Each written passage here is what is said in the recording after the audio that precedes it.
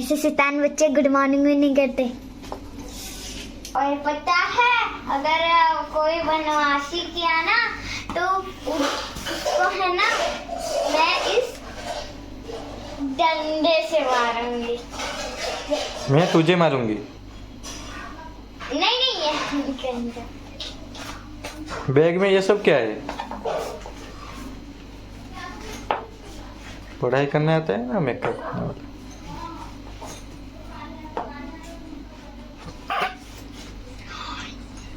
ये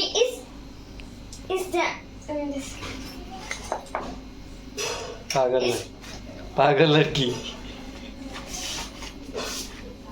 रुको, कोई हंसेगा नहीं। ओ भाई मारो मुझे मुझे मारो नहीं ये मजाक हो रहा है। एक सेकंड इस डंडे से मारूंगी सबको। ये आपका होमवर्क है, मैं आज लेट हो गई हूँ। Bye bye. रुको, अगर कोई भी होमवर्क नहीं करके आया तो उससे है ना मैं इस पागल मैम। डंडे से मारूंगी। इस डंडे से मारूंगी सबको। कठेरे लोग समझे?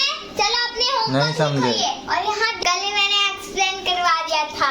चलो चलती हूँ, बाय बाय। बाबा तो भूल गई।